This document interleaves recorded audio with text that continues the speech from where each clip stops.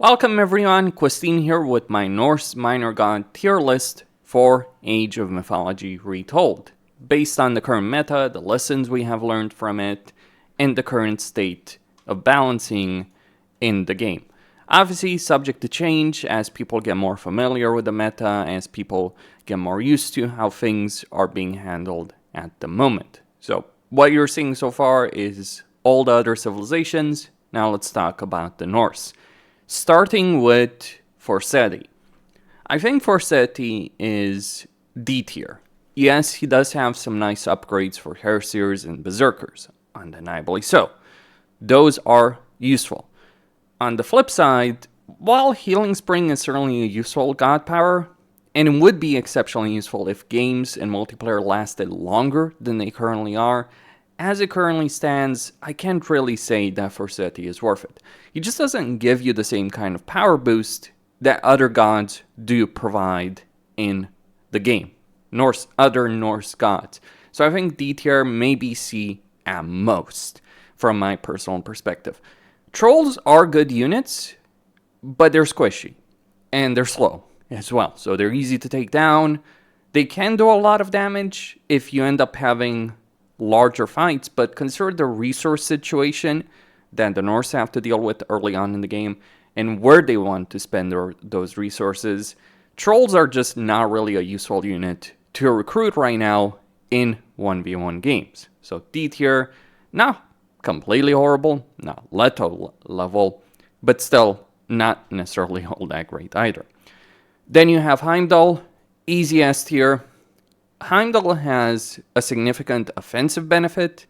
He really helps make all kinds of different armies for the Norse work because his myth units are extraordinarily powerful throughout the game because they buff the attack of all other units around them and the speed of those units. So if you're trying to catch up to an opponent, you'll be able to do so with Heimdall. If your opponent's trying to build towers to defend themselves, you'll be able to break through those. If your opponent's trying to build walls, you'll be able to break through with his Undermine God power. Now, that's not necessarily so relevant in a 1v1 situation right now, because a lot of people aren't building walls, they're not building towers. Very rarely do you see that happening right now in 1v1. But still, the Einherjar are very, very useful unit to have. The buff they provide, extremely useful.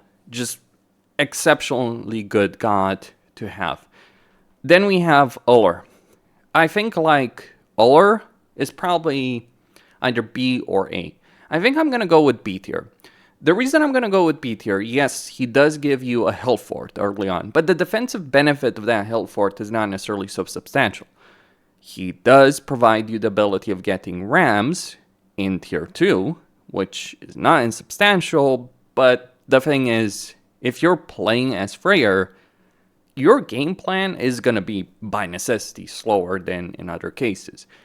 It's basically the Hell Fort. It can be useful in certain situations, but it's just that situational perspective. It's not as strong defensively, and you can actually end up wasting it because, yeah, it's very easy to take down when it's being constructed initially, and you just end up losing your free cast and a bunch of favor on recast if you... Like, it's a vulnerability.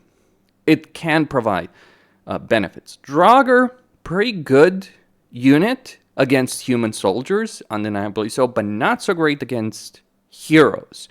And certainly not the most powerful myth unit that the Norse have in Age 2, from my perspective. I mean, he's not useless. He does work well with Freyr's game plan. It just, there are benefits in going with the alternative, which is Freya. See, the benefit with Freya, while her god power is bloody useless, she does give you a cavalry benefit, which is not insubstantial, something you shouldn't ignore. She does provide healing myth units that are pretty decent in combat as well, especially in the early game, and she also provides a bunch of useful upgrades. So Freya is a really solid choice, not necessarily for the god power, but just the sheer number of benefits you will have. She improves your raiding capability, she improves your hero capability, she just improves your combat capability. Again, her god power, honestly, I would just change it or make it different. But outside of that, particular downside. There's a lot of upsides in terms of going with Freya, from my perspective, though more focused on cavalry. There is a reason why Odin dominates multiplayer right now, and there's a reason why a lot of people are picking Freya at the moment. Then we have Aegir. Aegir is, from my perspective, easy A, maybe even S tier, I could argue. Actually, I think he is easy S tier. The reason he's so strong as a god is his ability, his god power, can win a fight that you might lose. It's not going to do a lot of damage on its own, but it is enough to really hurt an enemy army and crucially prevent them from escaping. It's difficult to get out of it because your units are slow and eventually frozen. And unlike, Skadi's ability, which, can be, which can not necessarily be as useful, Aegir's ability is actually very, very useful in terms of how it's actually used. The Rock Giant as well, extremely powerful tanky unit, not necessarily the highest damage, but the amount of damage it can absorb is fairly substantial. So don't underestimate that aspect. Then we have Bragi.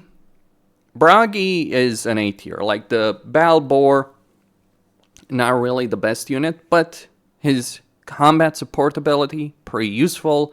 His upgrades, in particular in certain situations, very, very useful. So he has upgrades. He has good god power. The Balboar, just not really my favorite myth unit in the game to use right now for a number of reasons. But still, fairly solid enough, just not quite S tier. And yeah, I understand why some people would rank Bragi a bit higher, but I just think he doesn't quite make the cut of S tier from my perspective. The one who does make the cut is Njörd.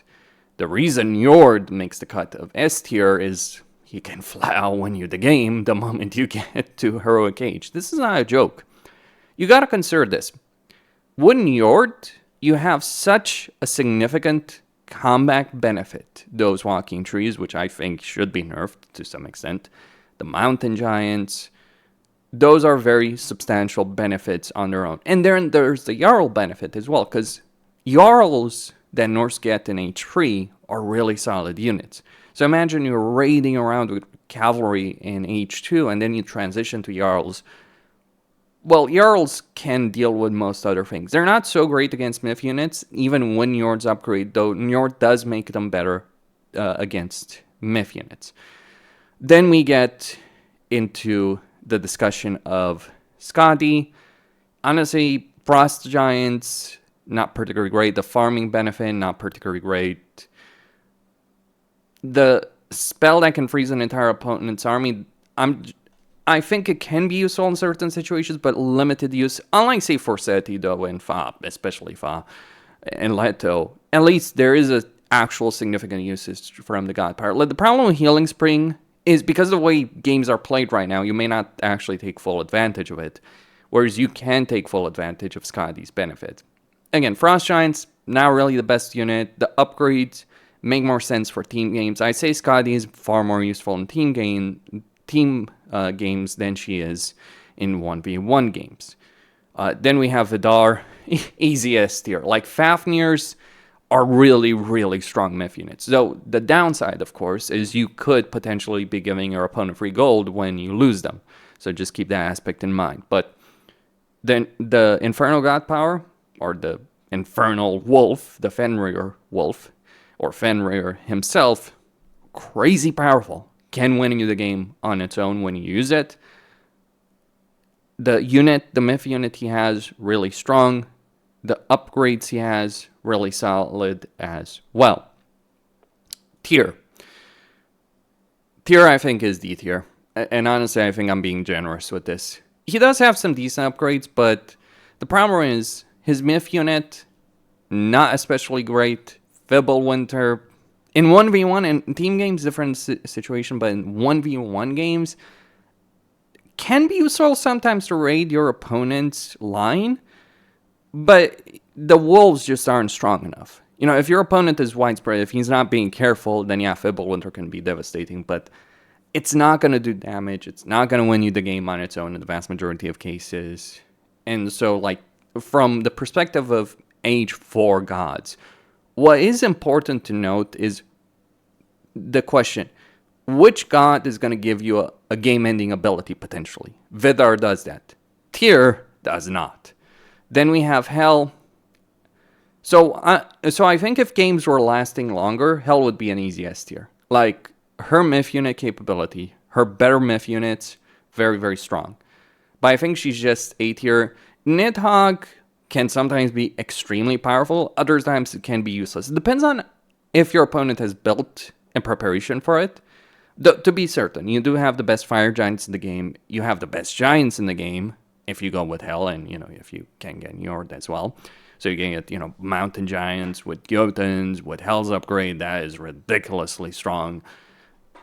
And you can instantly train myth units if you have the resources for it. Those are not insubstantial benefits, any of them. But I just don't think right now, the way the meta is playing, like, again, she just doesn't have that game-ending capability. And then you have Baldur, who does have that game-ending capability. And yes, Baldur is an S tier.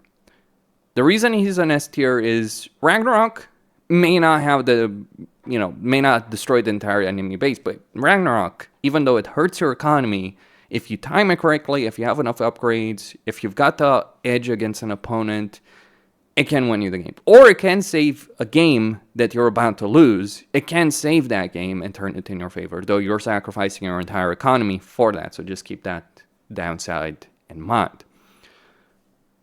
So that particular upgrade, that particular god ability is pretty powerful. Then you get fire giants. Not as good as Hel's fire giants, but you still get fire giants. So useful myth unit, really powerful god ability.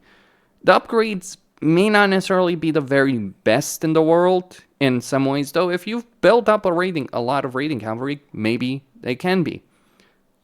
But still, good amount of power, instant power, especially with Baldur. Or it's power where you can choose how to use it specifically. Because like with the others, you may want to use the god power as quickly as possible to give you the edge before the opponent gets to H4 themselves. With Baldur, you can just, keep going, get more upgrades, get H4 upgrades, and get that god power more powerful. Or you can use it instantly the moment you get an H4 and just have a lot of power right off the bat when you get an H4. So that would be my perspective at the moment. I could even argue like Fa is F tier over here, but this is where I stand on the minor gods in Age of Mythology Retold. Costin signing out, and stay tuned for more.